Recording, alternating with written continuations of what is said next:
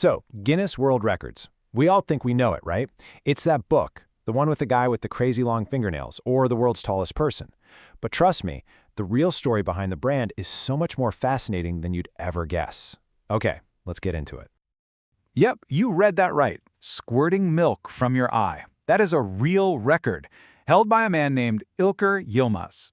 And, it's that kind of wonderfully bizarre stuff that's made Guinness World Records a household name for decades. But behind all the weird and the wonderful, there's a really serious story of transformation. And that's the real question here, isn't it? I mean, how did a book literally designed just to settle arguments in pubs, how did that evolve into the global authority on human achievement and, get this, a surprisingly sophisticated business? Well, it all started, as so many great stories do, with a simple argument. Back in 1951, Sir Hugh Beaver, he was the managing director of the Guinness Brewery. He was out hunting, missed a shot at a bird, and got into a debate about whether it was the fastest game bird in Europe. Classic pub argument, right? The thing is, he couldn't find the answer anywhere. So by 1955, he just went ahead and published the first book to settle these kinds of debates for good. And it was an instant, massive hit. From there, the brand grew. We're talking museums, TV shows, the whole deal. But the really crucial moment, that came in 2008 with an acquisition that pushed Guinness World Records way, way beyond just being a book. And get this fact says so much about just how obsessed we are with this stuff. The Guinness Book of Records became so compulsively readable that it actually holds a record of its own for being the most frequently stolen book from U.S. libraries. Just think about that. People were so desperate to know who or what was the best, they were willing to steal for it. Okay, so we've got the wacky records, we've got the history, and the public's fascination. But if the book isn't really the whole story anymore, then what is the business today? I can pretty much guarantee the answer is not what you're thinking. See, the company completely changed how it sees itself. They're no longer just a publisher. Now they call themselves an entertainment and intellectual property brand.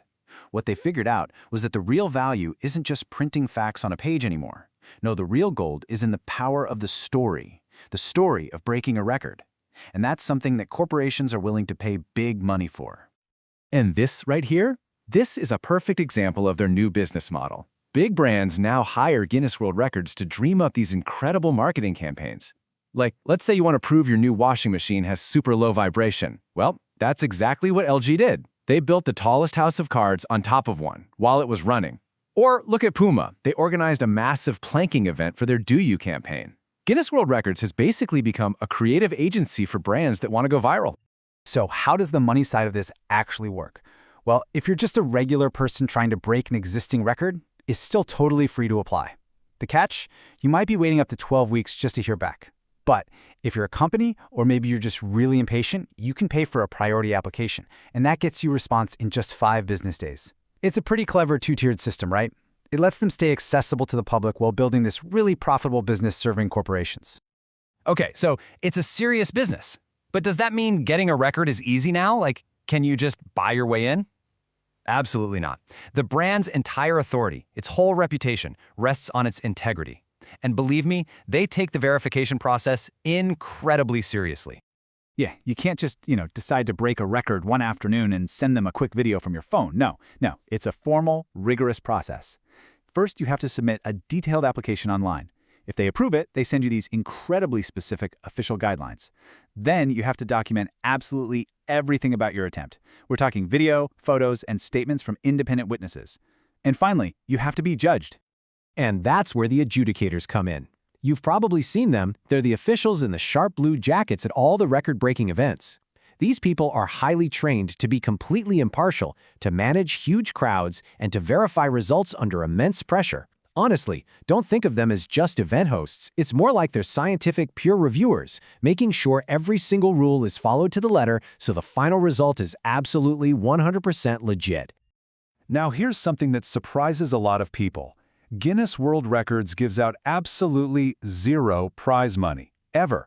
The reward isn't a big check, it's the official certificate, the recognition, and the title itself. The motivation is purely about doing something nobody else has done and having it officially, globally validated.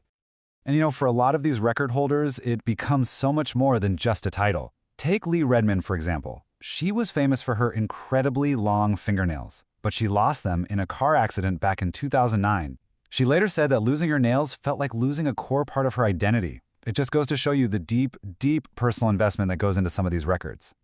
Which, naturally, brings us to a really fascinating question. With people constantly pushing the boundaries of what's possible, what happens when those boundaries get pushed a little too far? I mean, does a global authority on records have a corporate conscience? Well, it turns out the answer is yes. Over the years, Guinness World Records has actually rested or retired a bunch of different record categories.